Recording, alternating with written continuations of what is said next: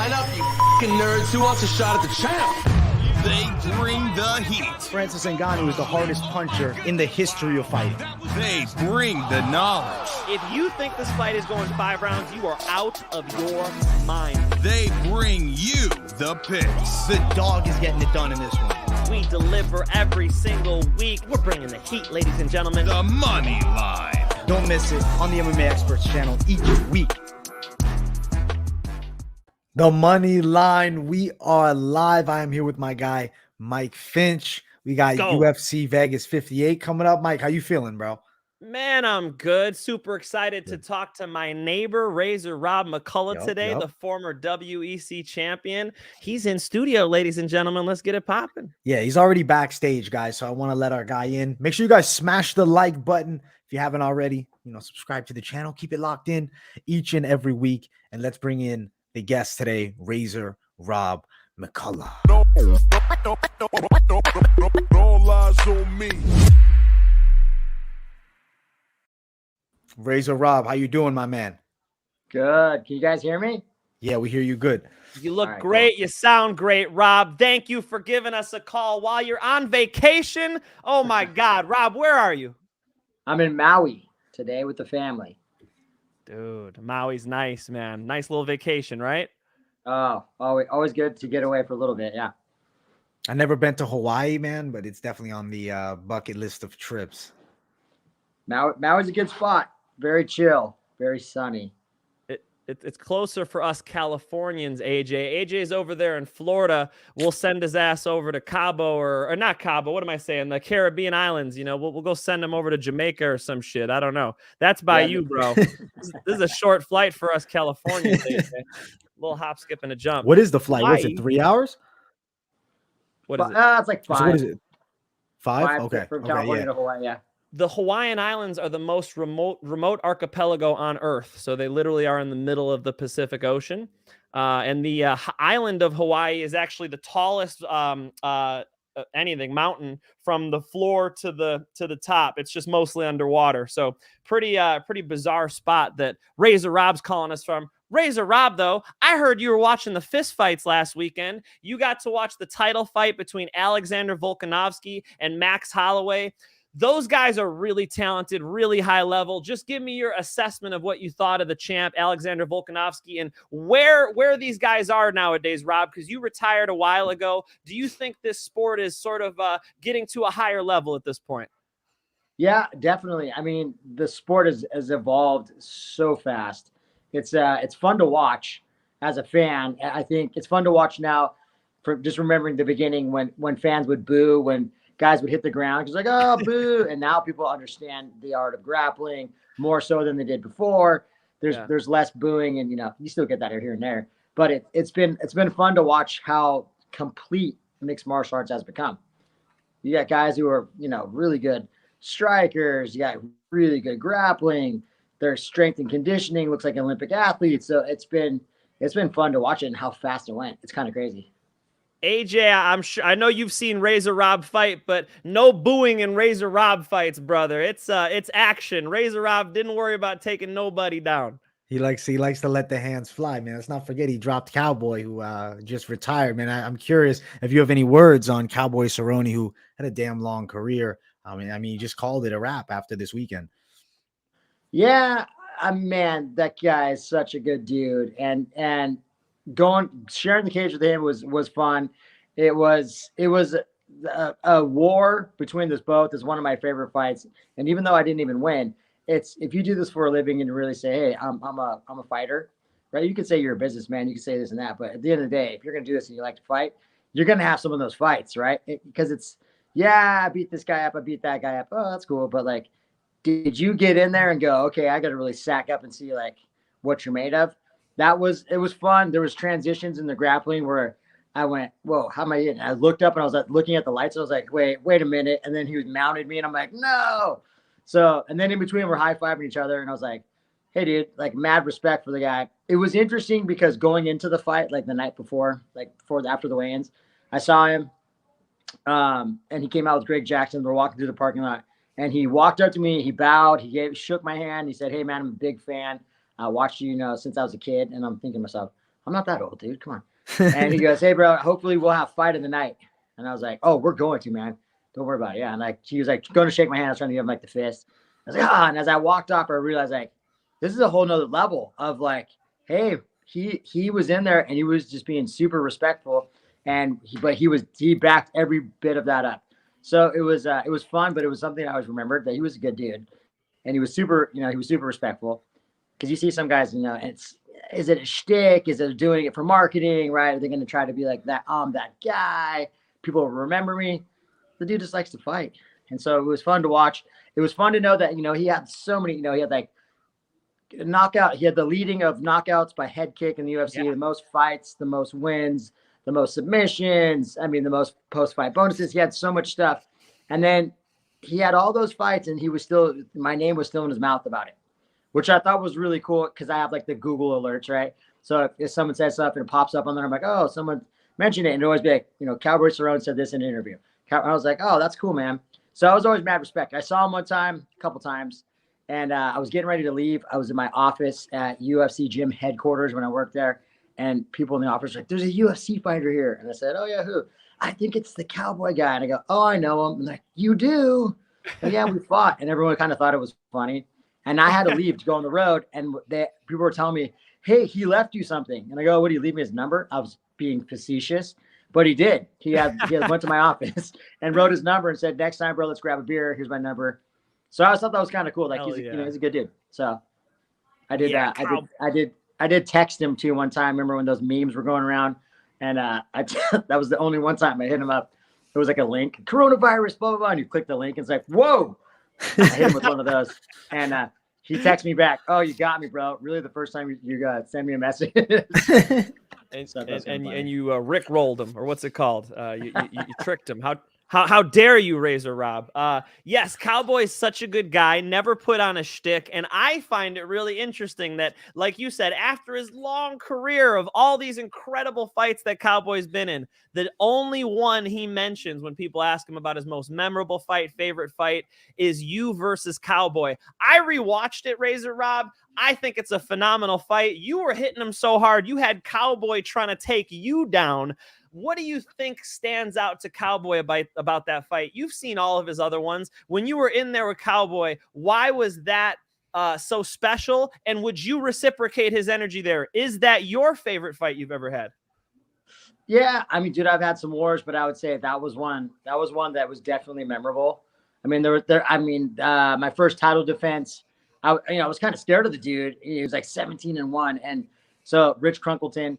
But the Cowboy one to me was a little special because it was almost in my mind, as I look back now as a 45-year-old combat athlete, a veteran of this sport, I go, dude, that was a little bit of the passing of the guard because everything in the back prior to me walking out there, and even then when I was there, I was like, dude, I'm on. Like when you're on, you're on. And I was on. I was in the back. I had my grappling partners, I had my training partners, and we were hitting drills. Then I was hitting them really fast. Everything felt good and got in there. The first two punches I connected with him, and I was like, yeah, dude, I got you. I hit him on the chin. I was like, dude, he dropped. I watched a bunch of film before, and I realized that he had done that quite a bit.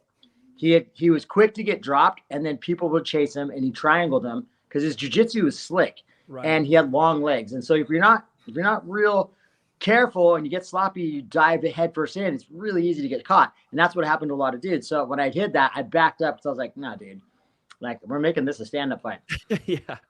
And so as it went on, I think there was like this change, and Greg Jackson was probably like, hey, dude, he's not going to expect for you, to shoot on him.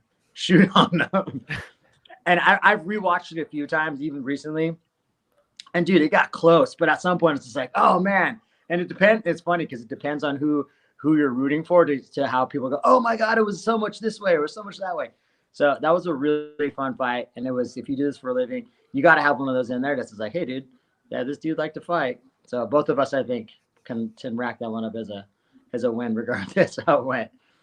Back to it, AJ. Fan-friendly styles these guys got. And Rob, when you dropped them with that right hand in the first round, that was beautiful. I actually just put it on my story. You saw that. So Frank Mir was on the broadcast, and he goes, Cowboy stands kind of tall with his hands down. Boom, you rock him with the right hand as soon as Frank Mir said that shit. So a very memorable fight, man. AJ, one of the better fights we've seen.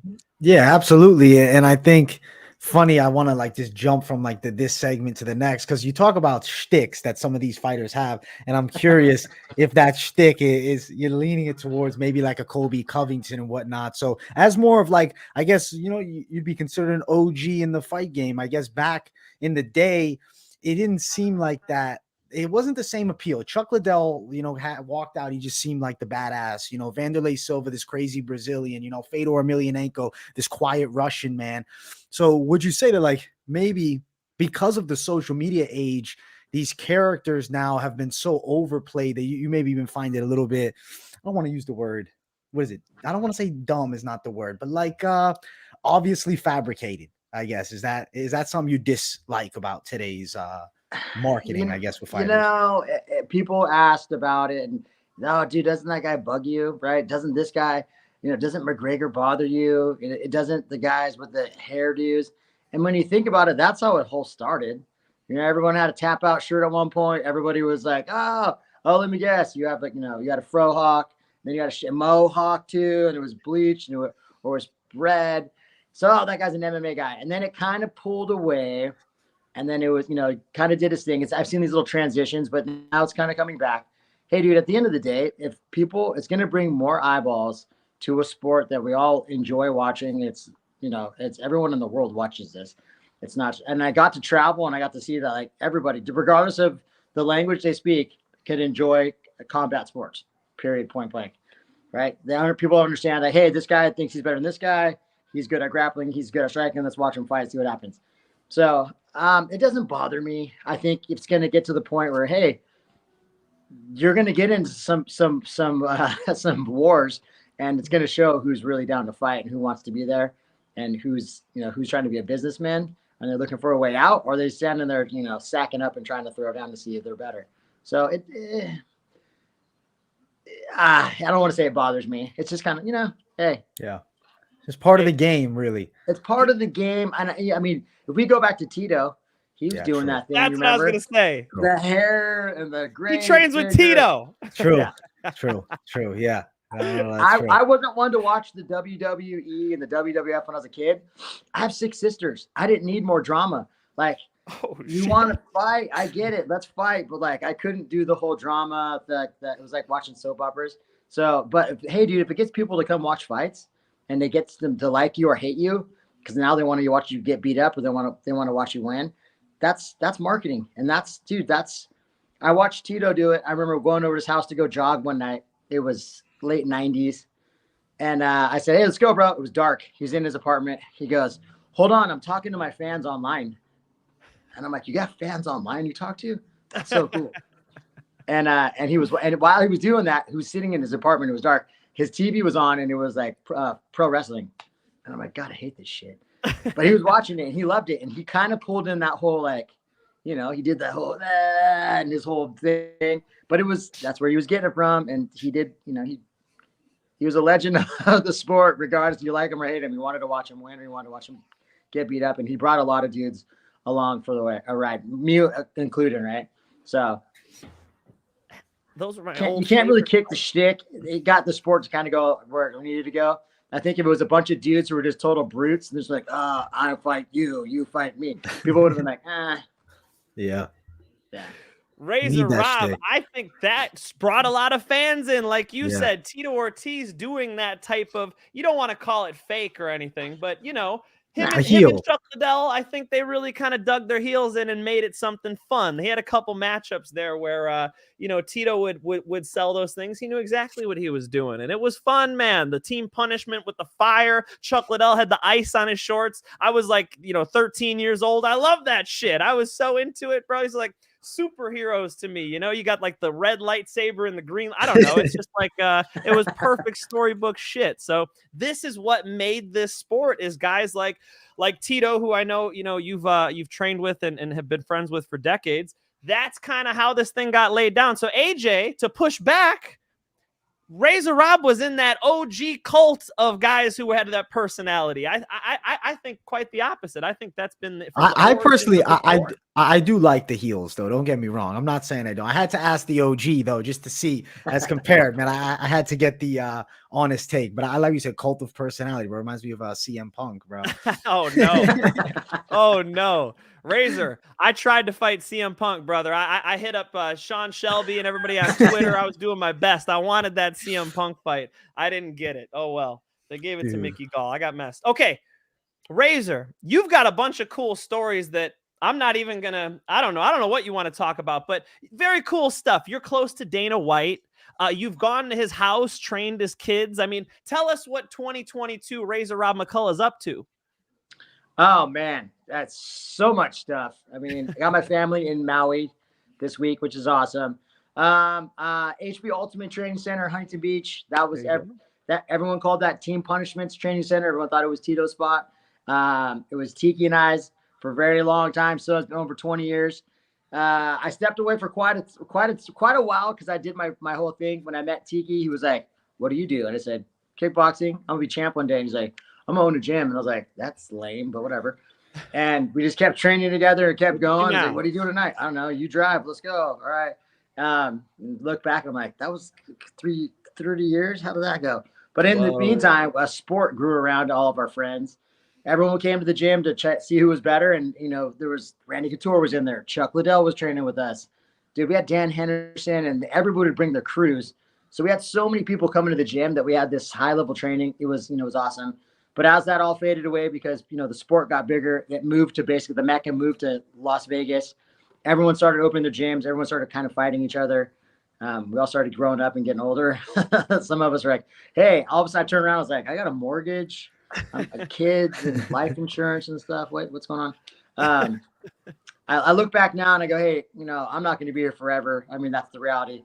None of us are. So how am I going to leave my legacy to this sport other than my children?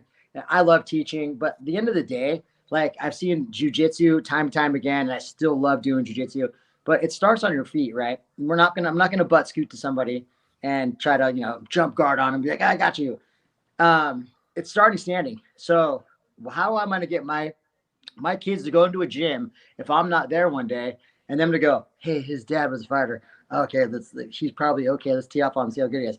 And it's footwork, it's the defensive moves. And so wrote a curriculum around that, started laying it out because I kept going to gyms around the world traveling, and everyone would ask, hey, do you have a curriculum for this? And it was like, here's the guideline. Here's the structure. Use this structure. Nice. This structure works. Nice. But it needed to be more than just the structure. Like, hey, do this at this time, do this at this time, and this is the results you can get. And then anybody who's running a business, you need to monetize it. Period, point blank. So we created Razor Striking System. We've been running it for over a year. I certified my first coach. It's a progressionary striking system based in self-defense. So, hey, someone starts with you standing up and they throw an overhand. Can you cover it? Do you know how to move your foot to get out of the way? Do you want to engage? Do you want to disengage? Do you want to grab the guy? But before all that happens, you're standing. So, yeah, if you're a high-level wrestler, you're just like, well, I'm going to shoot on him. Well, there's not a lot of high-level wrestlers. And then you still run the risk of running into a knee, the guy moving out of the way, and now you're on your knees and they jump on you. So the striking system to me was really fun. And now my son is in it. I have a 12-year-old and he's been doing it, which is awesome. So it's a lot of structure as opposed to just showing up to the gym and going, yeah, okay, hey, I go to jiu-jitsu, I get a belt, I get a stripe, I train with a guy, and maybe one day I get a black belt, right? That's cool, but how do I do that with striking? It was so subjective because people were like, I train with this guy and I do that and I have this and I got a t-shirt from this dude and I got a crew thing from this guy. I paid for it. And I'm like, well, that's cool. But I mean, how there's not a lot of people, not everybody wants to fight. And then here's the one thing, I don't want to get people to get hurt either, right? This was my passion. This is my journey. I want people to enjoy it too. So if they're going to get on this and they show up at the gym and they go get somebody who's, getting ready for a fight and they detach a retina or, they perforate their eardrum or they do something crazy, they're done. And that's bad for the business. It's bad for our gym. It's bad for, for spreading that martial arts journey. And to me, that's changed my life. So I wanted to give something back. So it was like, hey, dude, here's a self-defense system. that you can legitimately straight up defend yourself standing, and then you apply whatever you need to apply. Is it going to be, grappling? Is it going to be, you launching your own attack? I've been able to train police officers for the last 10 years. I did special operations teams in Coronado. I got to do SWAT teams. To me, this is a lot of stuff. It's a lot of fun, and it's been a lot of stuff that in the works. So now I got that rolling out at HB Ultimate. It's called Razor Striking System. And the first part of it is Striking 101. So that's nice. The start of the program. Damn, that's pretty cool, man. I wish I was out there. I would love to attend, man. Some Razor Striking 101. Come on, bro. I'm on the other side, man. I'm just sticking with the straight boxing over here for now, man. That's it. Look, we've got the Huntington Beach legend on. So I don't even know if you know who Mark Irwin is, but I gotta ask because Tito Ortiz was the Huntington Beach bad boy.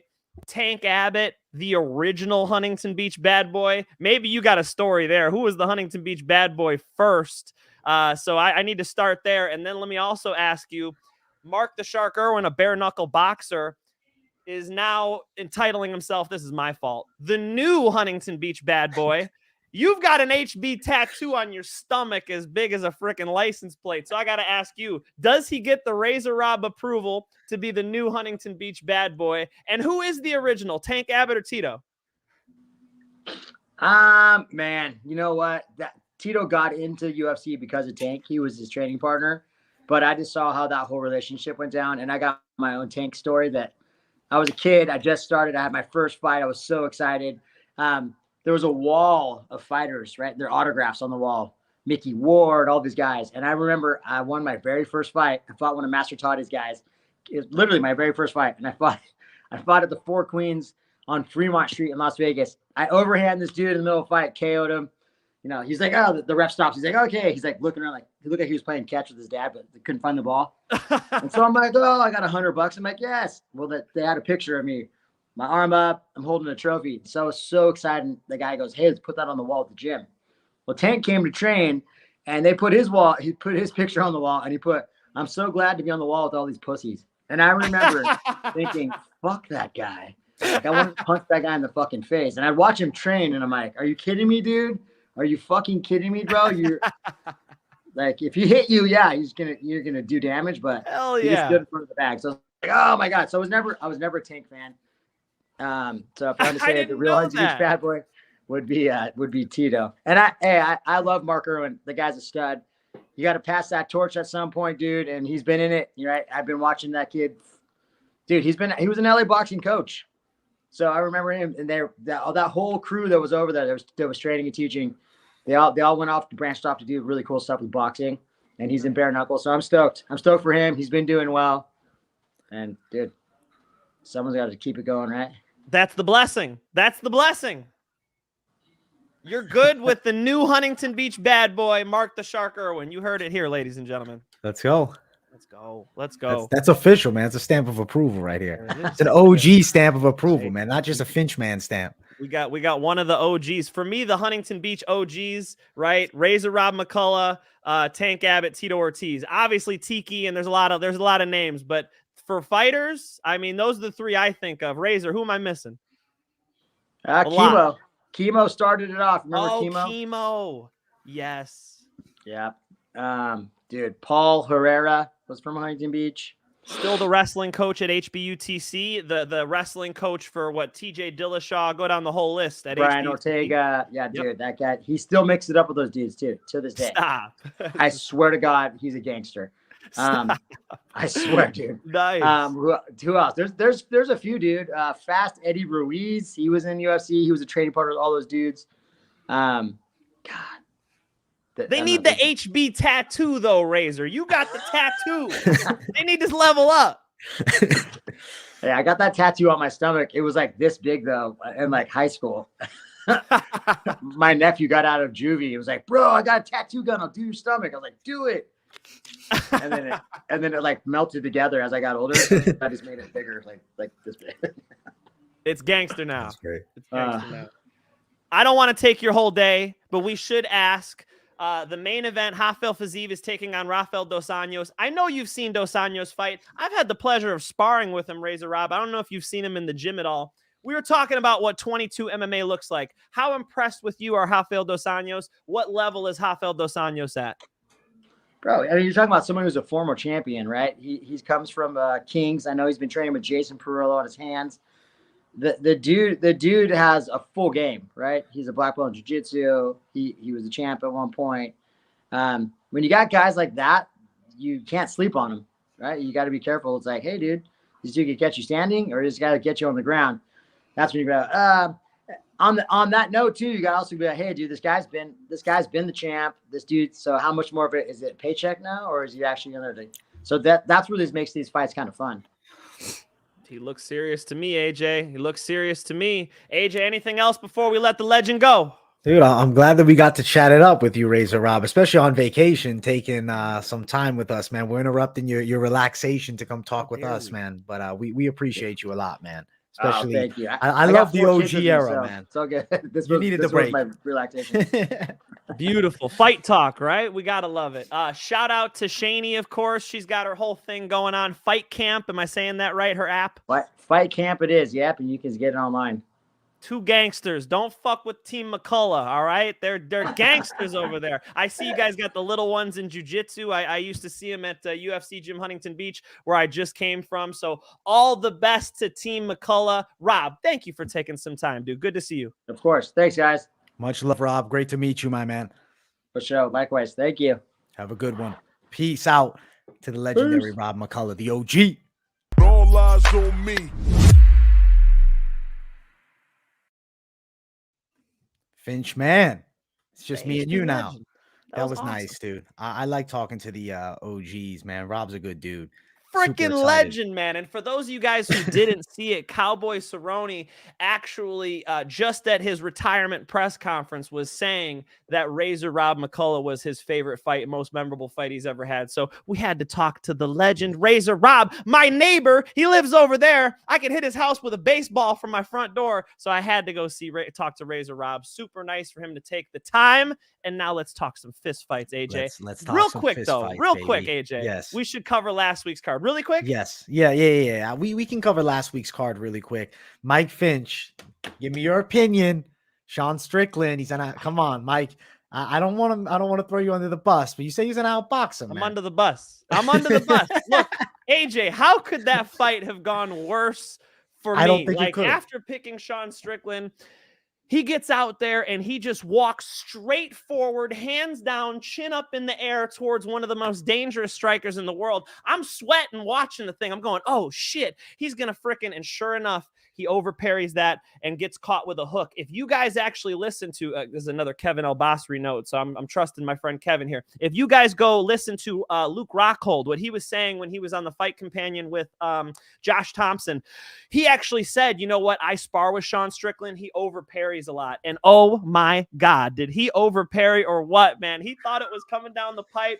Boom, that left hook came around. It was one of the best left hooks we've seen in a long time. Daniel Cormier called it the best left hook since Charles Oliveira, Michael Chandler. I will second that statement. That's a great call, man. Absolutely perfect technique. And Pereira wins by KTFO. Hey, I got to learn to not be judging Pereira on his last fight, because that's really what I did, right? I saw the struggle with Bruno Silva, and I thought that's what he had. I think Bruno turns Silva out that stock was jumps. a hiccup. Yeah. That And was I a think hiccup, and the Bruno real stock Alex jumps. Pereira showed himself, man. So talk all your shit now, guys. Go ahead. Go ahead. Let me have it now so we can leave it alone. Sean Strickland fought the worst fight he could have, and Pereira fought the best fight he could have. Very impressive stuff from Pereira. Yeah, man. And back to Bruno Silva, though, I will say I think that rose his stock. He went the distance. He gave him a tough fight. Bruno Silva, that he's a nasty striker. I think Sean Strickland, what we learned is that he really goes with like that move forward, let's bang style. And that's his mentality. I know he does it in sparring a lot too, but there's no game planning. And when you look at the stylistic matchup, it was shoot for the goddamn legs, my man. At least shoot for the legs. hit him with one takedown. You know how George St. Pierre used to do this to good strikers. He'd have BJ Penn in front of him back when BJ was known as the best boxer in MMA by Freddie Roach. So what did he do? He clinched him. Let's build some blood up in those shoulders. Let's get that power a little bit down so we have less of a risk when we kickbox in rounds 2 and 3. That's not what we saw from Strickland. He walked straight forward and straight into a left hook. We got a question for you, Mike. I got to bring it up. Does Pereira and Izzy look like Ngannou Lewis? Does it to you, man? Does it to you? I don't think so. I know my side already. Dude, I told you before we went live, I really think people should grapple Alex Pereira. If Adesanya wants to throw a monkey wrench into the system, I would say why not? The first time Adesanya tries to take somebody down, but it would be good, man. Mix it up a little bit. I would prefer him fight like that. Yes, Adesanya has been sort of playing this sparring game when he's striking with people. We could talk about Adesanya Cannonier too in this one. I mean, you know, he senses that there's some danger with a Yoel Romero or a Cannonier. And what does he do when he has a power puncher? Nothing. He stays on the outside. He uses his movement. And the only quip I have about that, because his coach came out, Eugene Berriman, and a couple of people have come to defend Izzy himself against Chris Pratt. Chris Pratt was going back and forth with him. And essentially what Chris Pratt was saying was right, though, which is that Israel Adesanya sold this fight by saying he's going to show off. He's like, I'm at my best when I show off. I'm going to get in there and show off.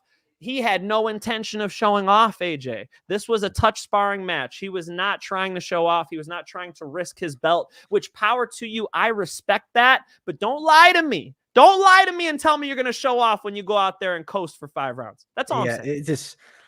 Adesanya is just, let's be honest, not the most enjoyable champion to watch. He had that great Paulo Costa finish, that great Robert Whittaker finish, that war with Kelvin Gastelum. But now it's stagnated and we're getting dull decisions. It is what it is, though. Style's still effective. Alex Pereira is going to challenge him now because the reach, there is no length advantage. Pereira's going to be able to touch him. And I really think Alex Pereira has a legitimate chance to knock him out. We're going to see what happens. It's possible. It's a great fight. He's still young in MMA. So young. That was his first marquee big-time performance where he went under that spotlight and he knocked out a real contender. He was unranked. He fought number 4, and he knocked him out in like a minute. That's pretty impressive, man. Bufo on the beat. Exactly, Mike. Thank you for that. Actually, Andy Gonzalez, I wanted to bring up here. Dricus du Plessis is so bad. How Tavares lost against that guy. I've been mimicking his shots at the gym this week. And, you know, when I'm sparring with people, I'll go chin up. I'll just come forward like du Plessis was doing. It was gangster. He's got balls, but a little wild, man. It seems like you can counter that guy. So du Plessis needs to get back to his technical boxing. Usually he has a little better defense than that. Fun fight. Yes, fun fight. It was great to watch. Du Plessis was my lock of the week, so I was excited. And I hit him with a live bet too at plus 300. So I was pretty excited. Stop, really? Yes, I had to back him after losing the first. Now, Volkanovski versus Holloway. We can now officially close the chapter. Alexander Volkanovski, greatest featherweight, maybe of all, at least top 2. Like he's past Holloway. If you want to say Aldo, still fine, but he's at least number 2 right now. Yeah, sure. I mean, there was like, you know, there's a little window that Conor McGregor was really good. It's like a 2-year window. If he fought Conor in that 2-year window, who knows? I don't know how it goes. I don't really know. It seems like Conor could maybe lay him out. But you know, as far as like who had the most dominant reign, it's clearly between Volkanovski and Jose Aldo, obviously at this point. So and Volkanovski has a win over Jose Aldo. So that's a pretty good case for Volk, dude. Yeah, it is, bro. It is. Overall, solid card last weekend. Enjoyed it. We'll see what's next for Izzy. I think it's Pereira. Sadly, Lawler gets knocked out. Cowboy retires. Sean O'Malley's fight ends in a no contest. A night of disappointment, bro. Like, that was honestly true, though. Like, there were some sad moments. How about O'Malley and Henry Cejudo in the back? How hilarious was that? It looked like O'Malley the Office, going bro. in on him. O'Malley going in on him at the press conference. He didn't really say shit to Henry's face. So, you know, Henry may be an intimidating guy. I don't know. But at the press conference, when Henry wasn't around, O'Malley let him have it. He was calling him fat and all types of crazy shit. So that would be fun. That'd be kind of a fun comeback fight for Henry. I just don't know if the UFC wants to take that risk with a young star like Sugar. Yeah, I don't think they do. He's too marketable, man. I think I don't know what they do next. To be honest, I think there's so many interesting plays for Sean O'Malley. But it was a good card. I want to talk about this one though, because let's do it. It's time. It's time. Let's do first one: Ronnie Lawrence versus Sudyo Kakhramonov. Give us the Mike Finch breakdown, my man. Oh shit, the Mike Finch breakdown is that this is going to be a good fight, man. I have commentated Sedyo Cub's fight in HFC versus Oscar, and I got to watch him live cage side, and Oscar, real good striker, even a better grappler, and he was able to knock him out in the first round, man. It was really impressive. I do think people sleep on his power and his ability to end a fight, man. If you can knock out Oscar, who's very durable, I don't think has been finished outside of that fight, maybe one other time, but is actually really durable. And when he laid him out, dude, I heard that shot, that big ass overhand right was I thought, oh shit, this guy's got a real weapon now, so it is something that Ronnie Lawrence has to look out for. Ronnie Lawrence is good, man. I like his striking too. I think this is a competitive thing on the feet. What if Lawrence can take him down is my question, AJ. Like if Lawrence can take him down, which we saw Sedyo Cub get taken down. I wrote down the name, Trevin Jones. Trevin Jones was tired and was able to hit those double legs on the fence as the fight dragged on. Dude, if Lawrence can hit a couple takedowns, he'll start taking this fight over. The ever so slight lean towards Lawrence, but man, I think this is a no bet. I think this is a good fight. I'm going on the Sudyo Cub side by a decision. I'm going against you, Mike. Okay, I like it. I am, bro. But it is a competitive matchup. I mean, you're matching up two really tricky prospects right now, early in their UFC careers. I'm gonna lean Sudyo Cub by a decision. Wouldn't be shocked if Lawrence does pull off the win, though. Lines for this one: Ronnie Lawrence is the slight favorite at -130, and then Sudyo Cub Kakhramonov at +100. That is over at my bookie. If you guys are looking to potentially place a bet there, they show some love to the show by sponsoring us, so I got to give them a shout. Use code Moneyline to get your 50% bonus on it. So guys, if you want to show some love to the channel, do a little deposit. It doesn't have to be a crazy bet. It helps us. It helps us to show our faces even more, so show that love. Yes, we want to give you guys more content. Justin Villegas, when is the Moneyline the movie coming? Brother, it's coming as soon as you Venmo at Mike Finch MMA. We got you. Let's fund this shit. Let's go, guys. Crowdfunding, right? What website is that? We need to get it started. Justin, help us out. Let's do it. Let's get it started, man. Let's do the Moneyline movie. But I like the opposite picks on this one. But it's like I can totally see the Lawrence side. It's not the highest of confidence Kakhramonov. I feel like maybe he's a little bit trickier with his submission skills. Lawrence better with the wrestling. Maybe a bit more power for Kakhramonov, a bit more speed for Lawrence. Like I really see it as a true toss-up fight. Lines are really close. I like Kakhramonov by just a smidge here. Great way to open the card, man. I think it's going to be a fun fight for sure. And good point on the submission ability. He slapped a nice guillotine. I was watching one of his fights. He's got game, man. If the fight finishes, I think Kakhramonov might be the one finishing it. I just think it's going to go all three and it'll be close. But yeah, I like the disagreement to open it up, man. Again, a no bet for me, guys. Couple better ones to bet on in this card. Kakhramonov by sub is +800, just to throw it out there, but not suggesting anything. It's just an idea, potential Hail Mary. Let's keep running up though. I want to get to this next fight. Some big boys going after it. Kennedy and Nzechukwu, Karl Roberson. Weird matchup because Roberson is the technically better striker. I feel like with his, pro kickboxing experience, he does deliver his punches fairly well on the target. He can close distance okay, but Nzechukwu so long has, I believe, a 9-inch reach advantage, good amount taller, awkward style. He likes to keep his hands out and really manage that distance. Isn't super effective with multi-shot combos, a bit awkward. Outside of that Dawoon Jung fight, Nzechukwu looks to take a good shot. Roberson, can he land a good one? Yes, of course. He's fought in glory. He's had good kickboxing matches. He definitely has a solid striking game, but I'm seeing the size of Nzechukwu as a problem. The awkwardness, fighting from distance. It's just I'm getting blurry in method of victory. I've been leaning Nzechukwu by decision, though, Mike. What do you think about that? It's a good fight, man. I think Nzechukwu, if I'm saying his name right, I think that he leaves himself open a little bit, man. He likes to throw big shots, flying knees, and I see opportunities to counter him. So I am concerned about that.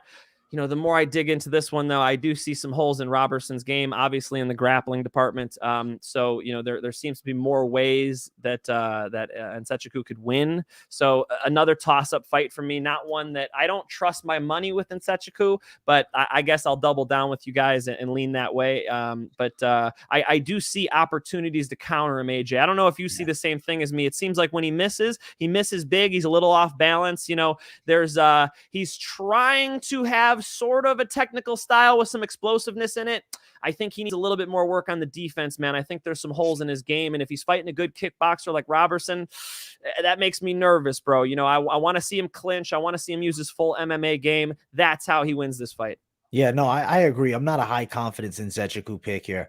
I'm worried about him definitely getting caught and put down, and he isn't super technical. He's out of position at times. I just think that awkward physicality edge and, Roberson being more naturally an 85er, though he's fighting at 205, could be the biggest advantage for Nzechukwu. Lines are close here. It's -135 Nzechukwu, Roberson +105. Do you think it goes over a round and a half? It's at -200. It's tough to say, man. I think we got two finishers on our hands, and you guys know, anything can happen in a fight. Two finishers can get out there and just wrestle the whole time. But I could see this thing winning. If you guys are going Roberson, let's go ahead and take him by KO, man. If you're gonna lean that way, which somebody in the comments just did. Who just said that? Roberson for me, Dirty Reg 22. Yeah, I think that's a total possibility, man. And he's got finishes, but Kennedy's got finishes too, man. So it's tough to say how they'll match up. If I was in Kennedy's corner, I'm telling him take this dude down and try to submit him. And if he's doing that pathway either leads to submission or decision. The other pathway for Roberson is knock his ass out. So if you're gonna go Nzechukwu with me, I would just money line it. If you're gonna go Roberson, I think his best way is to land a big shot. So Roberson by KO is not crazy, especially if the odds are nice. +350 for it. Roberson KO. It's not nice enough for me. I'm going to stick to money line on this one, guys. I'm not sure. I'll pick Nzechukwu. Betting side gets murky. You're betting on lower tier light heavyweights here. Exactly. It's just not a good strategy. Personally, no good bet way for to me. put it.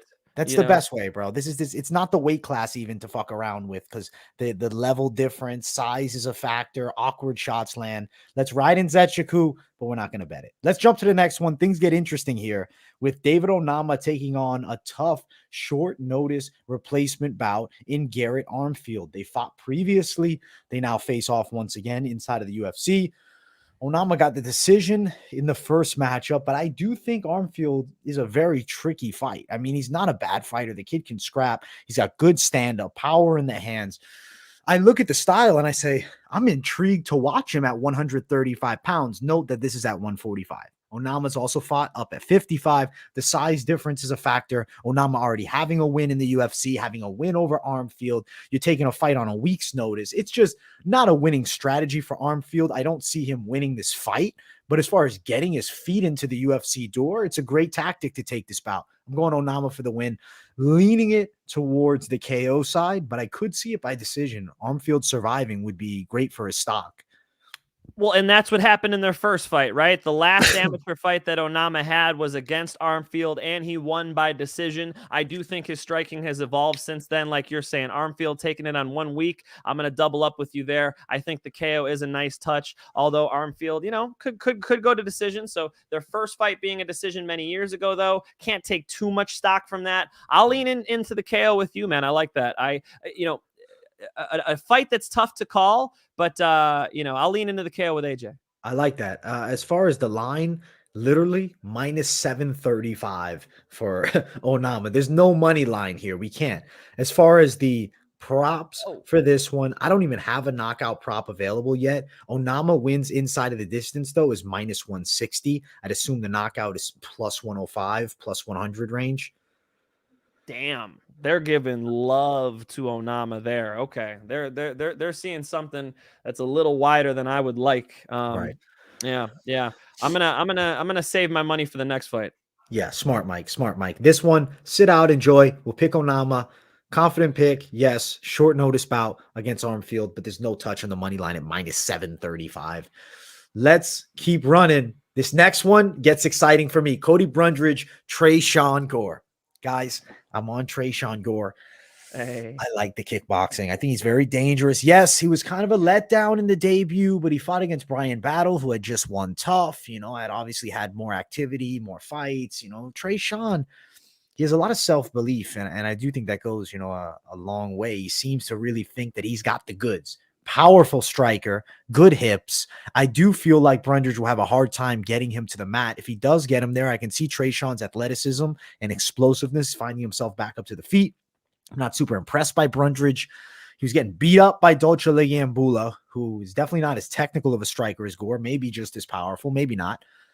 I don't see Tresean shooting a blast double when he's winning a fight and on the way to get a TKO and then getting guillotined. Tresean Gore knockout in the first round. That's what I'm feeling here. Could I see it later? Absolutely. But I like Tresean a lot. What do you think, Mike?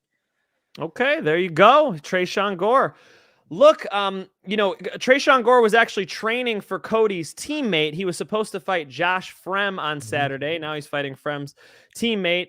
Tresean has a powerful jab, has a powerful left hook. And then, of course, when you have power on that side, you set up the rear hand really well, too. So, there's a lot of problems when you're fighting Tresean Gore. He just did camp, actually, in Arizona with Jared Cannonier. And he said in his interview with James Lynch, I believe it was, that he said he knows he belongs now. He got to spar with a lot of high-level guys. I mean, off the top of my head over there, Benson Henderson, and there's a long list, right, of good guys out there in Arizona to train with.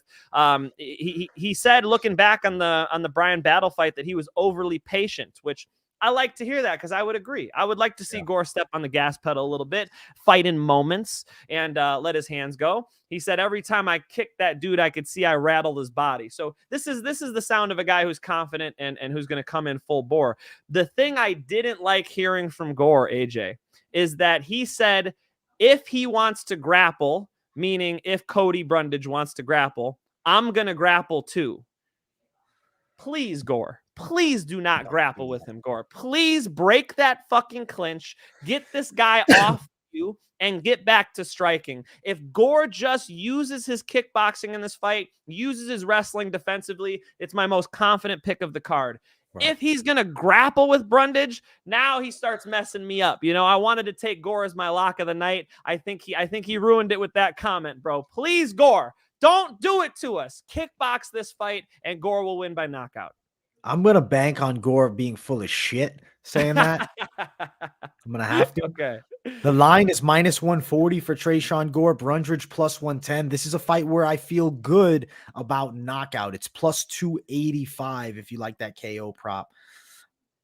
I see Tresean getting the KO, man. I like under 2.5, -105. I know he said the grappling statement, but I'm not going to take it literally. I'm going to take it figuratively. Like, yeah, I'll grapple with him. He's looking to land a bomb on the chin of Brundage, and I do believe he does. We're going Tresean by KO. Mike, you're on the same side here. I am on the same side, but guys, the money line is a nice bet. If the odds are not wide on this one, I'm going to say Gore money line for the bet. The pick is Gore KO. Let's go. I like it, Mike. We're on the same side on a fair amount of these picks, my brother. I like to see these. I got to start just disagreeing with you just to fuck around, man. No, it's good. It's a good thing. Let's go. Let's keep running up. Next one, Antonina Shevchenko, Cortney Casey. On this week's Best MMA Bets, I talked about Casey being a valuable underdog in the pure betting aspect. Shevchenko has let us down a lot. She's been wrong on most of the times I've ever fucking picked her. But I believe she's definitely the technically superior Muay Thai practitioner to Casey, and I don't see a significant wrestling threat from Cortney Casey that Shevchenko gets put under and beat down.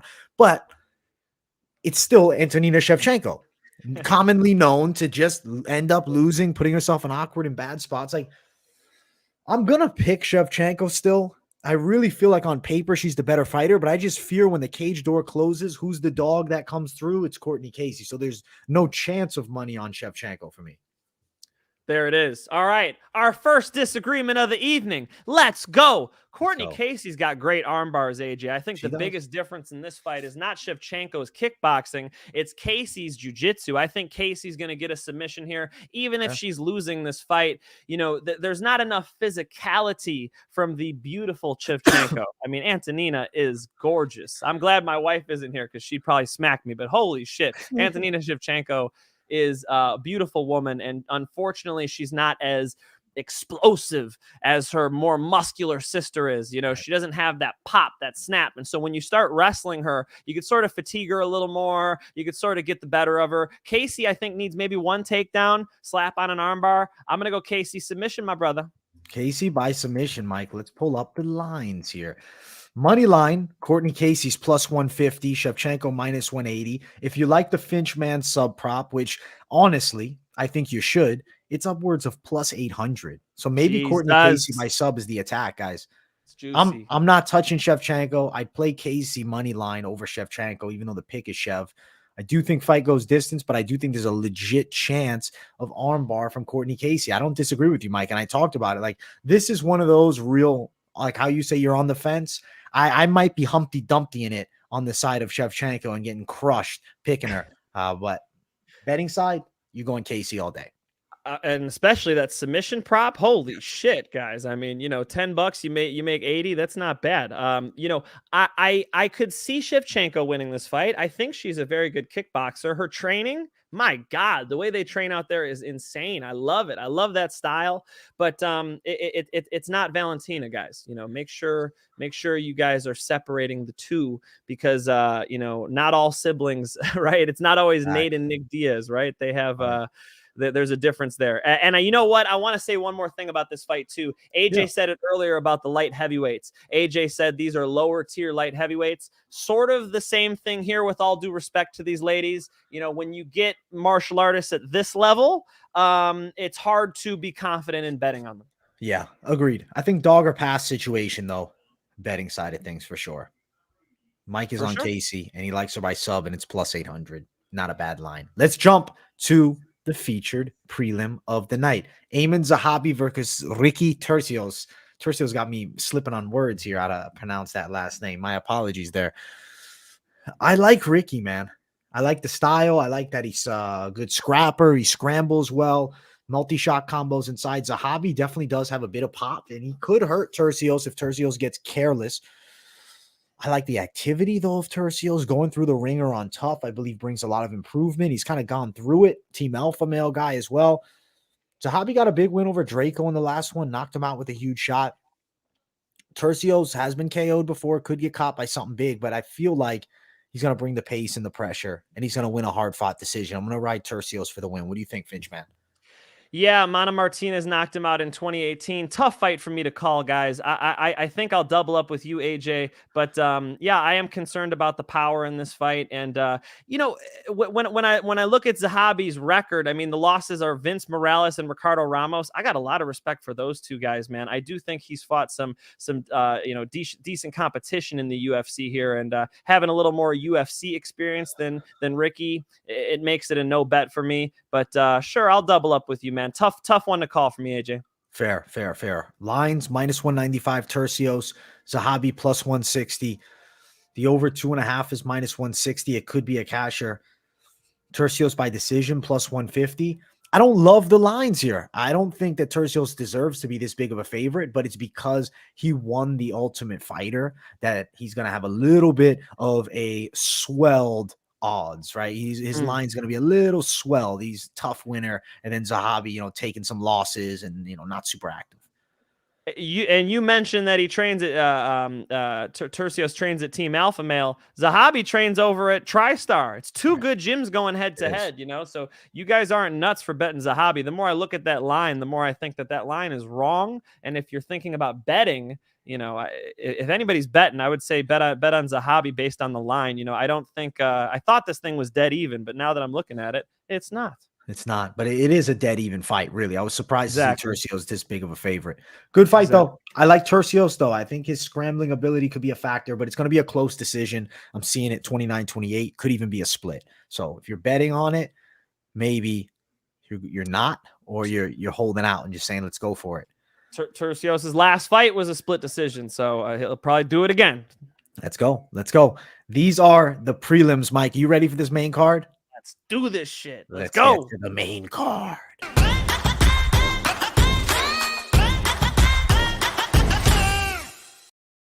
The money line. I am AJ. That is my guy, Mike Finch. We're live for UFC Vegas 58. We're breaking down the full card. It's main card time. Guys, if you're watching, you haven't yet, smash the like button and subscribe to the channel. If you're new, keep it locked in here at the Moneyline. Also, we got to shout out MyBookie promo code Moneyline. If you are interested in placing some bets there, it helps us out. You throw that promo code in, they'll give you a 50% bonus on what you deposit. So you get a little free cash to play with. Show some love. It helps the boys out.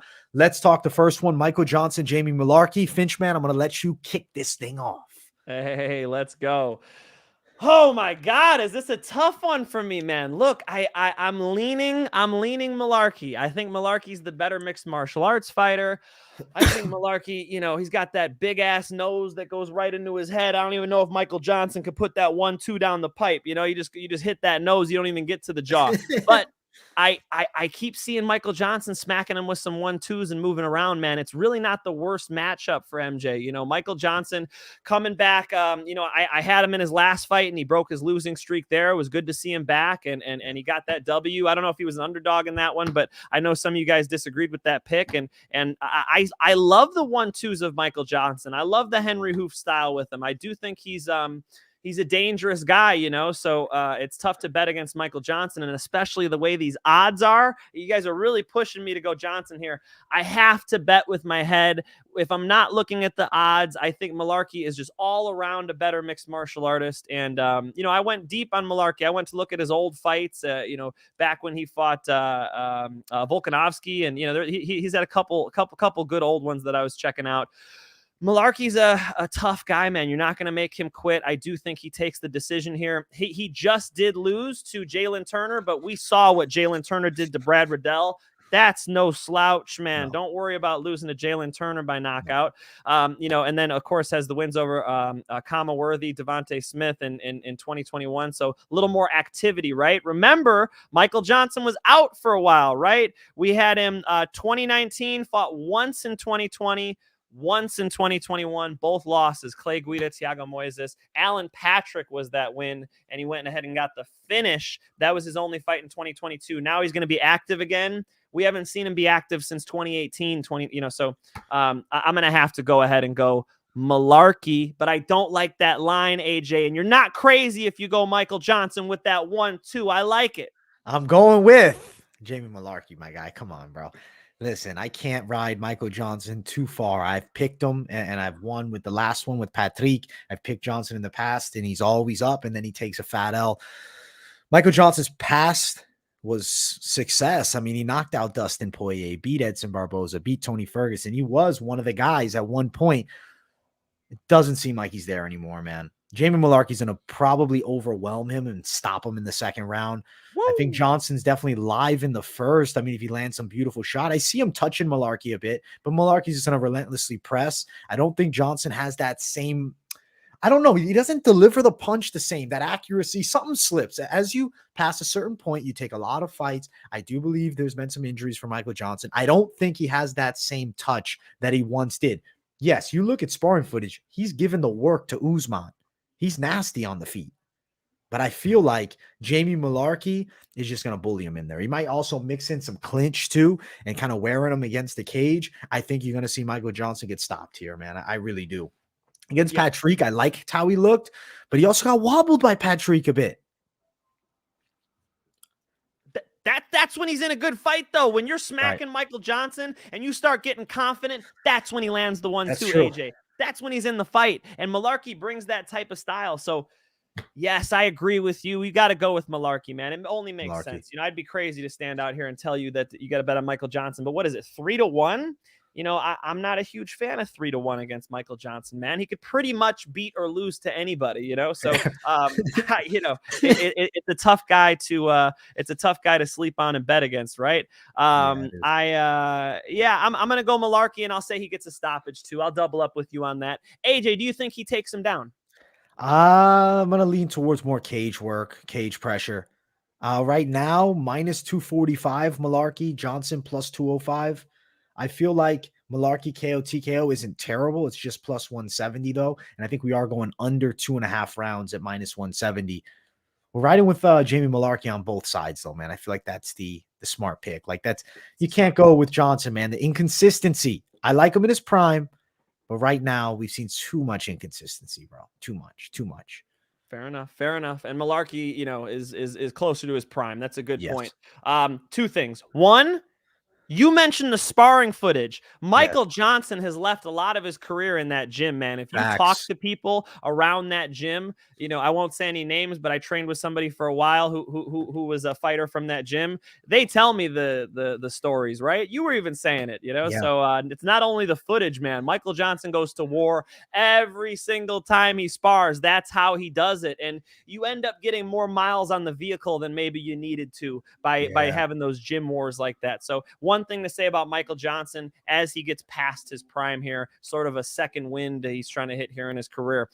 The other thing, if you want to scroll up a little bit, you can. Adrian Nowak, can you give a shout out to my boy Lugo? He's up and coming. Not Lugo who just fought Sabatello, right? We're talking about somebody else.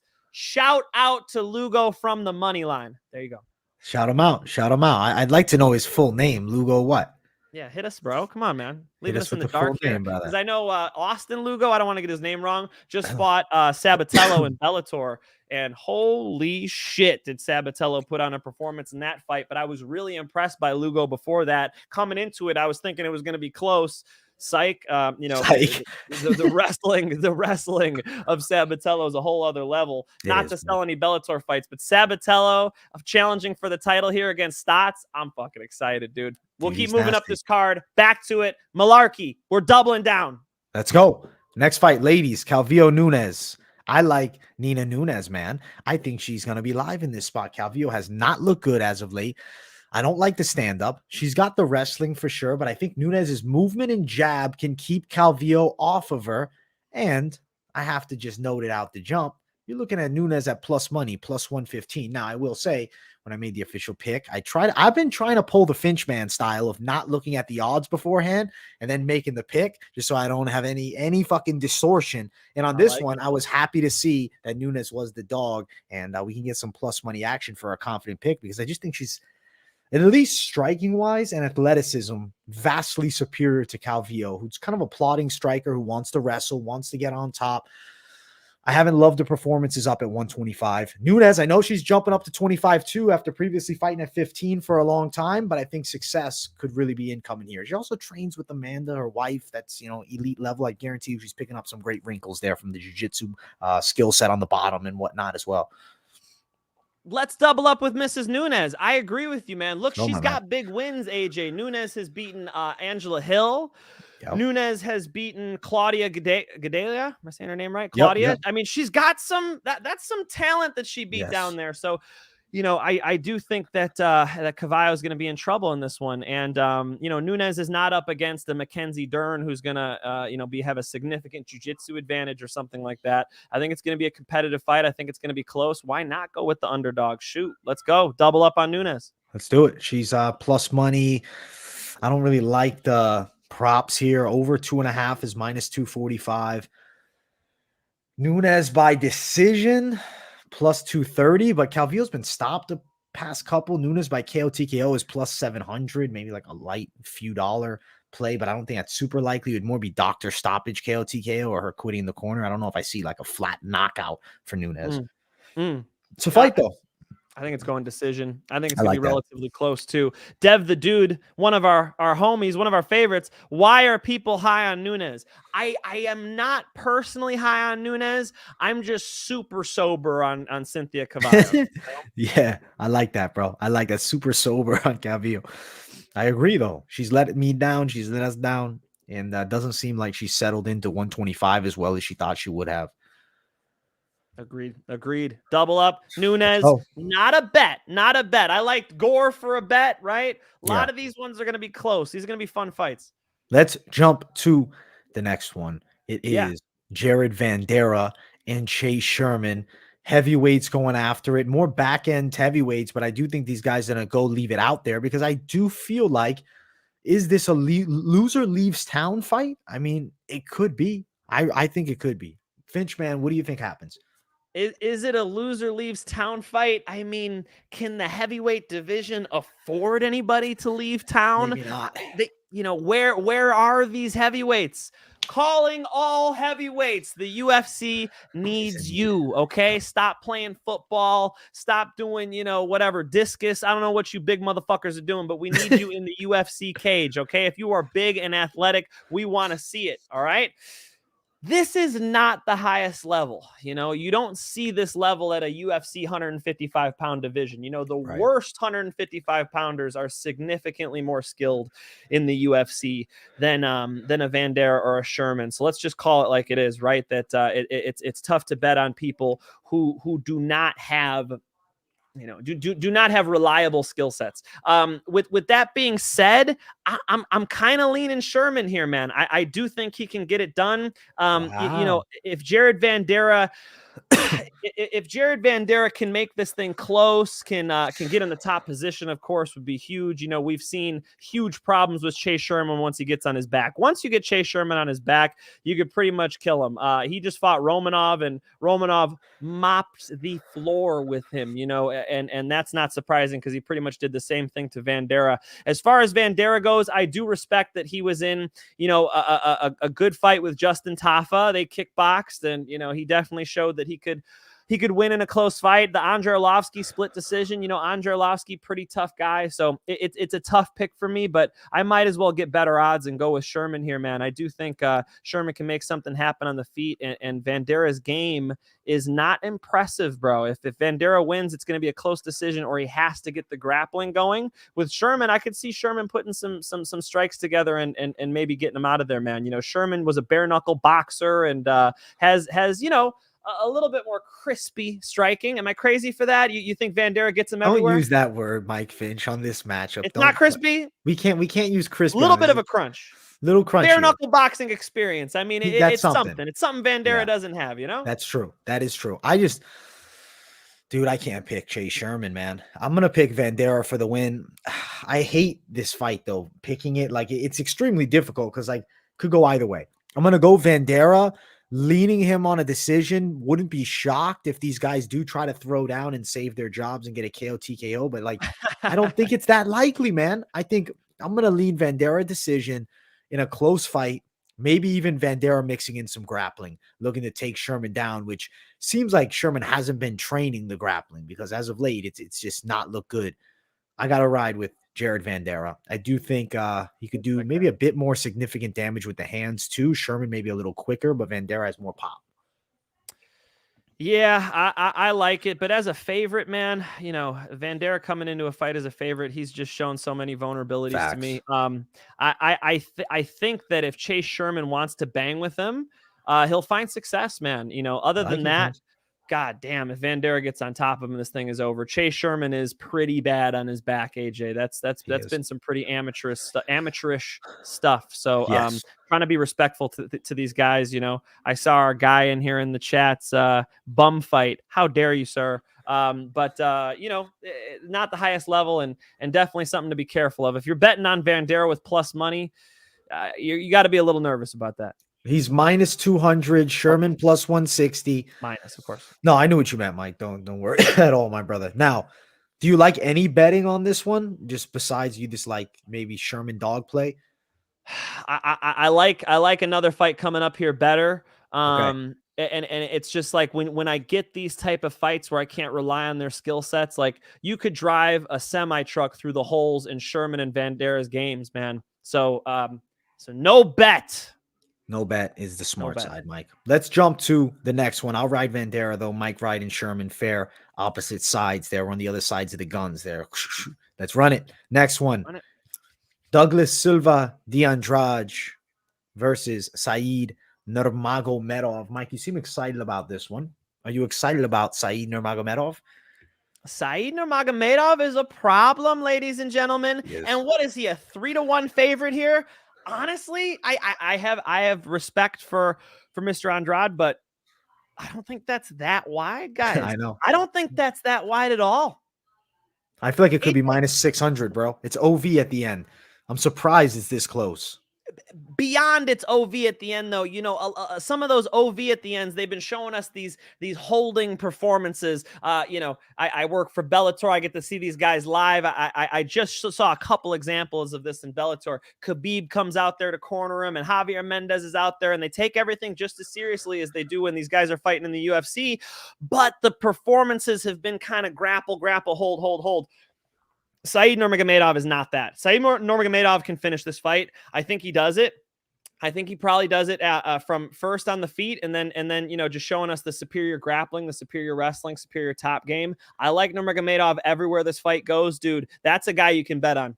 I agree, and I'm going Nurmagomedov. I'm going to go club and sub it up. Nurmagomedov. I say the he mystic catches Andrade. Club and sub call. Let's go. We're riding club and sub. Nurmagomedov by submission. Plus 325. I think he could land a good straight shot. I think he could hurt Douglas Silva de Andrade. Dude, Andrade to me is John Lineker light, right? He's a lot less powerful. Probably doesn't take as good of a shot. Granted, he's not easy to finish. Not as jacked. Comes forward. I think he's going to get cracked with some straights, and I think Said might grab a front choke, guillotine, something in the front headlock position is where I'm feeling confident with Said Nurmagomedov. Now, note, Said Nurmagomedov trains out of the Dogfighter gym, not the same gym as Team Khabib and all the boys there. And it's easy for all of us to mix it up because the last name, though. So I did have to mention it. Good point. Good point. I appreciate that. You said Andrade is not jacked. Bro, he's got a little bit of a pop. No, he's not as jacked as John Lineker. He's not as jacked as John Lineker, though. He's John Lineker light. He's still jacked. But he's not John Lineker jacked. You know what I'm saying?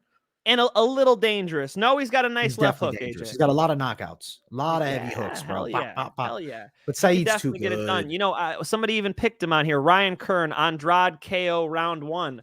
Brother, if you're that confident in it, the odds are in your favor, my man. Put your money where your mouth is. That's not how I see this shit going down. I'm pretty confident in Said, man. I think he's one of the better Dagestanis we've seen. Well-rounded game, too. Dangerous on the feet, too. Shit, man, I like it. I'm so excited for him. I'm ready to see Said Nurmagomedov show out. Let's go. We're riding with him. Same side for Finchman and I with the confident pick. Let's get to the co-main. Caio Borralho versus Armand Petrosyan. When I look at this fight, I do think Petrosyan has a technical kickboxing edge, though Borralho has very tricky karate-style kickboxing, manages distance fairly well. Petrosyan probably manages it better. Borralho has a good ability, like you saw with the Lyoto Machida, to close that gap and get inside. But the biggest advantage to me is going to be Borralho's jiu-jitsu. If he can get this fight to the floor, I think he can control Petrosyan and maybe even tap him out. Am I concerned about Borralho trying to strike? 100%. If he chooses to grapple, though, I think he'll find great success. Note, too, 5'10" Borralho, 6'3" Petrosyan. There's a legit size differential. People are saying that the UFC stats incorrect there, and Borralho maybe is a little taller. At the most, he's 6 feet. Petrosyan's the longer, taller. The kickboxing range is going to favor him. I think Borralho looks to clinch up, looks to land takedowns. I don't think he needs to try to stand and bang too much for Petrosyan. I do believe he'll set up takedowns with his strikes. And I think if he does land a couple takedowns, that fear of the takedown is going to lead to so much more success striking. I think Borralho needs a takedown. If he doesn't land a takedown in the fight at all, I'd say odds are Petrosyan's going to take a decision, man. Yeah, Petrosyan's the better striker here, I believe, AJ. Petrosyan is dangerous on the feet. You could give a little credit to Caio, man. Borralho's dangerous on the feet as well. Yeah. I'm just concerned that Borralho gets sucked into going back and forth with Petrosyan. I want to see him going for takedowns in this fight. You credited his jiu-jitsu, but initially a judoka, man. So really actually a game revolved around throws and takedowns. And a lot of guys who come from jiu-jitsu in especially like a modern day competition jiu-jitsu, they sit on their butt to start. So there's no takedowns. As for Borralho, I mean, he's got takedowns, man. He's got the judo throws and the drop seanagis and all that shit in his game. So, Caio got a nice knockout on Dana White's Contender Series. That process of having to fight twice, right, on Dana White Contender Series and going back and having to impress the boss by KO, I think only encourages him to step on the gas pedal here. I just hope that the gas pedal leads him to grappling more in this fight. If he grapples, I'll double up with you, man. I think Borralho dominates him on the ground. Again, a little concerned that he gets sucked into kickboxing because Petrosyan is more dangerous at range. Yes, I'm with you 100%, my brother. Also, note the lines are wide, too wide. Minus 250, Borralho, Petrosyan plus 200. I don't like that. I don't like that at all. Borralho to win by decisions plus 240. I don't love it. Over a round and a half at minus 170 might be the play here. Like if I have to really throw something, that over might be the hitter. We got someone spamming the chat. Borralho is 6'1", UFC's on crack. Borralho 6'1", UFC on crack. Thank you. All right, Violence Master. Quit spamming our chat. You know what? Right up there, SK. Nobody's giving Armand a chance in this fight. Not true, sir. I am saying he has a great chance striking. He's just against a better grappler who also has better takedowns. And Borralho's also a challenge on the feet too. It's just that Petrosyan has the advantage in one area. Borralho has the advantage in the other two. The transitioning, the wrestling. Can you get me down? Can I stop you from getting me down? And then on the ground. So when somebody has 2 out of 3, you got to favor. Yes. Agreed, bro. We talked about this early on when we started doing the show about wrestling, jiu-jitsu, striking. Where does the advantages all lie? And we got 2 out of the 3 strongly in favor of Borralho, as long as he fights to an intelligent game plan. I mean, it's not a guarantee. Sean Strickland tried to knock out Alex Pereira, but I don't think Borralho's going to make that same mistake, brother. Holy shit, dude. Strickland loves being at range and just talking to people and staying back and keeping his distance. He fights a world kickboxing champion. He decides to walk his ass down. Sean, what's wrong with you? I hope Borralho doesn't get sucked into striking, though, because I could see it happening, AJ. I could too. He's fallen in love with his striking a little bit, too. Hopefully not too much. I hope so. Brother, we're on the same side. And it's time for the main event of the evening. If you guys have not yet, make sure to smash that like button and subscribe to the channel. Listen to our boy here in the chat, Timo School. Shout out to you for bringing it up. Much love to everybody watching. I am AJ. That is Mike Finch, and we're breaking down the fist fights every Thursday. So keep it locked in here, 9 p.m. Eastern, 6 p.m. Pacific on the Moneyline. Mike, it's Dos Anjos versus Fiziev, the battle of the Rafaels. Which one do you think takes it here? I'll let you talk about it first, brother. Dude, the more people I talk to, the more people are picking RDA. I can't believe how many people I'm talking to who are picking RDA in this one. Look, it's a 5-round fight. When we talk about 5-round fights, that's a guy who's got 5-round cardio. I have had the pleasure, beyond that, the honor of sparring with Rafael Dos Anjos. I've been in the cage with him. I have never seen someone who has better cardiovascular conditioning. Like, the guy just does not get tired. You can't out-muscle him. You could maybe say people hit harder and whatnot. Nobody is in better shape than Rafael Dos Anjos, man. He does not get tired. He sparred so many rounds before we sparred. I get in there. Jason Perillo just puts me up as a sacrificial lamb. Really nice for RDA to kind of, not get me out of there, because he gassed me out within a round or two, and he's not even breathing heavy, man. RDA trains at a level that's perfect for 5 rounds. That's what you want to see for a 5-round fighter, is a guy like RDA who can win 3, 4, 5. He can step on the gas pedal and get it back. All that love and praise being put out there for RDA. He also has looked very good recently. Now that I put all that out there, let's be real here. Fiziev, one of the best strikers I've seen in the UFC, man. Fiziev is a big-time problem. It was interesting how close that Bobby Green fight was, which I was being reminded of today as I disagreed about this pick. I just think Fiziev is just a couple leagues above with the power, with the overall Muay Thai. I think his takedown defense is on point. Who's really giving him that much of a problem with the takedowns? Can RDA put him on the back foot and overwhelm him with cardio? Yes. But is he going to get out there in the first round and start doing it? I don't see it, man. I see Fiziev winning this thing. I see Fiziev even maybe getting a stoppage. Some people are going to hate that. What? Finish RDA? Nobody finishes RDA. Look, Fiziev's another animal, AJ. I'm really impressed, man. I do think Fiziev gets this thing done. Is it a KO? Is it a decision? Let's say that Fiziev wins the first 3 rounds and then RDA comes back the last 2 and makes it close. In my heart of hearts, though, I could see him putting RDA away, man. And what a statement that would be. You know, Fiziev was talking about how this week his face is on the poster finally. And he's like, I always have wanted to sign one of the faces on the poster. They tell me not to. So he's signing his face all big. The first main event for Fiziev, I think he doubles down. He lets his legs and his hands go. And it's potential that he could finish him. Let's just money line Fiziev. But don't sleep on RDA. Dude, I'm with you 100%, Fidge, man. Excuse me. I think that Fiziev is dangerous, bro. Yes, RDA in the primes, like he breaks fighters. He puts it on them. High pressure, high pace, can out grapple you, can strike well, hits hard, made of steel, doesn't get tired. Fiziev right now is looking so explosive, so precise with the striking. He's a super athlete. He's training a ton on the wrestling defense. I believe that's going to be a factor. I saw a clip of him training with Movzar on takedown defense. I bet that those hips are ready. Hey. It's how's it going to be when it goes longer? That's a factor. When I look at the Renato Moicano fight, as good as Dos Anjos looked, I saw something in his stance, the southpaw stance, the slight squareness to it, the way that he kind of catches his shots, the way that he slips. I said, oh, Fiziev's going to catch him. He's going to knock him out. I think he might land a straight punch or even an overhand. I don't want to say he's going to land a spinning wheel kick, but I think he's going to set something up with a switch body kick that's going to do damage to Dos Anjos. Awkward situation, maybe, but he could catch him somewhat on the outside. What do you think, Mike? You know this well. Southpaw stance for Dos Anjos. Fiziev, he can't switch it up with the stances. I don't know. I just kind of see him somehow faking Dos Anjos into some kicks. Maybe the straight down the line being the best shot of the night. I guess in general, I do get somewhat concerned when it's southpaw orthodox fighters, and then you have a southpaw with that pressure style. Sometimes those orthodox guys aren't going to be as proficient at landing just a straight down the line, but I bank on Fiziev's striking experience, man. He's got so many bouts. I really feel like the stand-up is going to be on display. I'm going Fiziev. I'm going KO. I say he catches something down the center line, and he puts Dos Anjos down in the third round. Fiziev is a problem. Couple things to say about that, and I appreciate Mike. you probing the striking matchup there, because I love talking technique with you, AJ.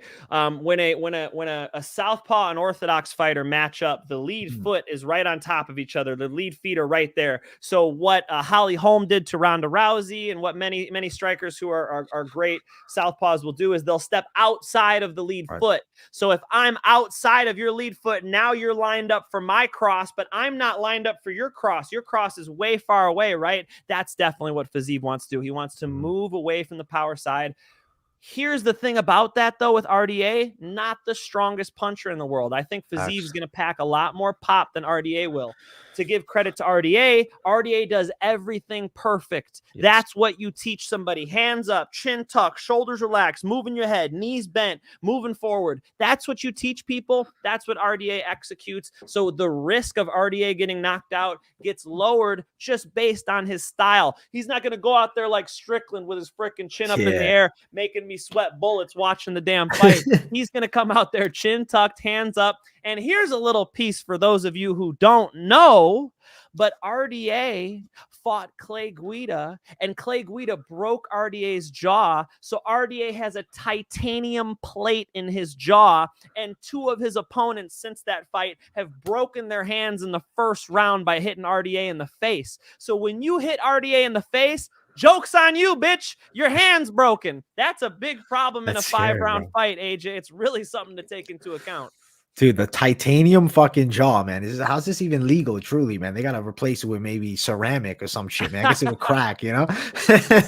Titanium jaw. McGregor's got the titanium shin. We're getting cyborgs in the UFC, ladies and gentlemen. Let's look at the betting odds, though. I want to bring them up because they are very wide in favor of Fiziev. It's minus 220 for him. Dos Anjos plus 180. I wish it was, a bit closer to back the Fiziev side. I do like him to win. I don't think it's an atrocious bet, but of course, it's a concerning circumstance. This is the first time he's gone 5 rounds. Dos Anjos, not an easy guy to knock out. Fiziev by KO is just plus 240. Maybe you're money lining Fiziev. Maybe you're parlaying him up. It's not great to bet on a guy that hasn't gone longer, but I really feel like he should win, man. It's just scary, right? Like if you haven't seen what happens when he gets into that late water, we're just basing it off ifs.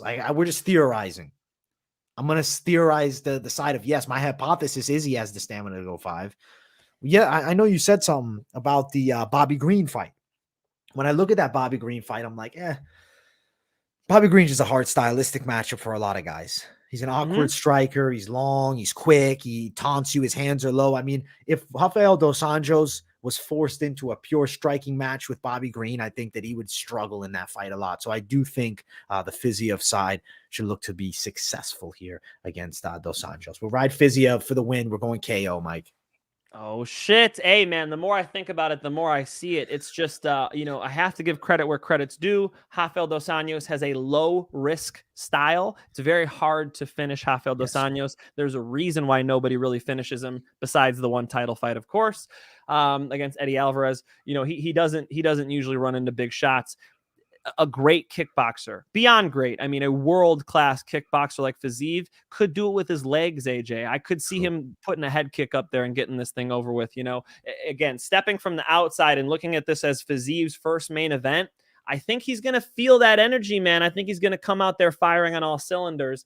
My question is, does RDA make it out of the first couple rounds and then start winning as Fiziev gets tired? A lot of question marks up in the air, which is why this is not going to be a lock of the night. But I like Fiziev, and you guys might hear him in a parlay in a second. Let's jump to the lock of the night segment. Now that you said that, Mike, let's get right into it, because that was a great main event breakdown, man. I like to run the same side too, but let's talk locks of the night.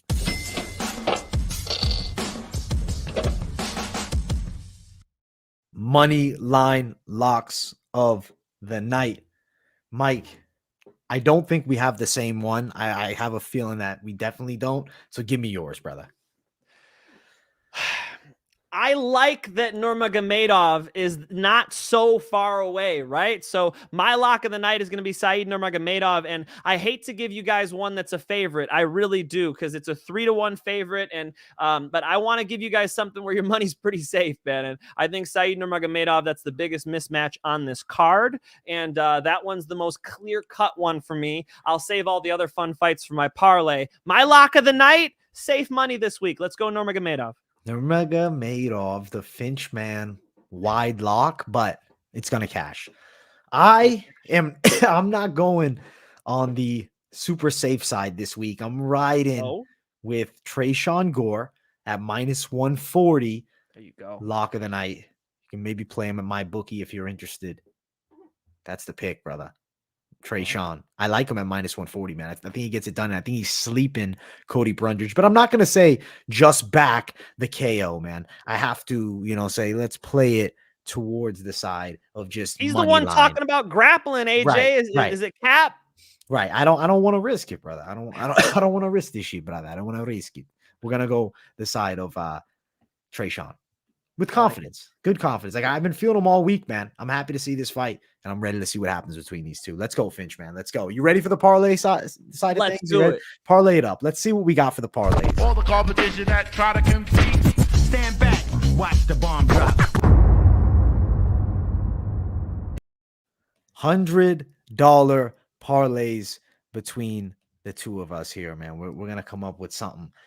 We need some juice, Mike. We need some juice from you. I'm giving it to you first, man, because you did go with the Said pick. I think you got a crazy parlay brewing. So let's hear it, brother. I'm going to fucking bring it up to get the lines. We got to put something on the parlay, right? So Said Nurmagomedov, not a bad guy to throw in there, but I'm not even going to put him in. I got 3 names. Gore. Okay. I like Tresean Gore. I agree with you, AJ. I am concerned with his comments about grappling. That would be a mistake in this fight. But as long as he lets his hands go, I think that Gore could get it done. I do like that. The odds on that one. The odds aren't too wide. We did see his opponent have some trouble with the striking in his last fight.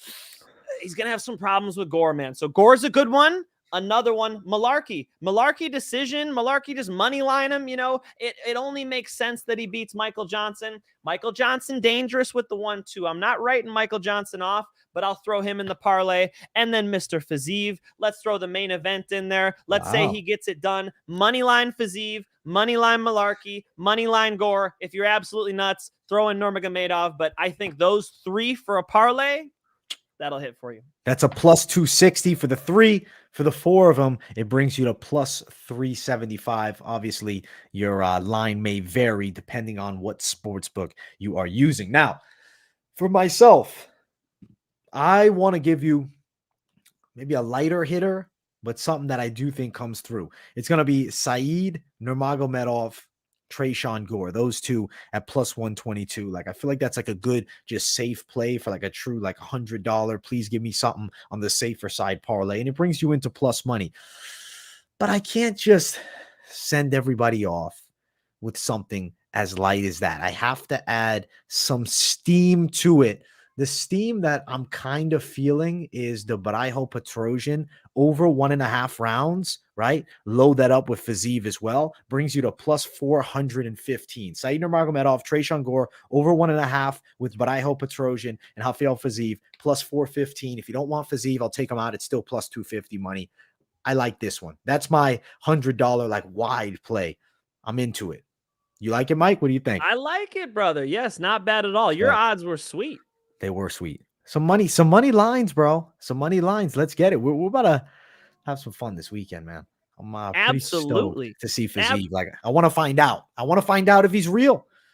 Let's see Fiziev go 25 minutes in the cage with Rafael dos Anjos. I am excited. I am excited for this one. Absolutely. I've been very impressed with Fiziev, and it's cool to see him finally in this spot. I've been waiting, and when I first saw him storm onto the scene in the UFC, his first couple fights, like, okay, this guy's going to challenge for a title one day. I think it's on this run, man. I think he does get it done. Super excited to watch it buckle in and watch him against a true 5-round fighter, a former champion like Razor Rob Mccullough reminded us earlier.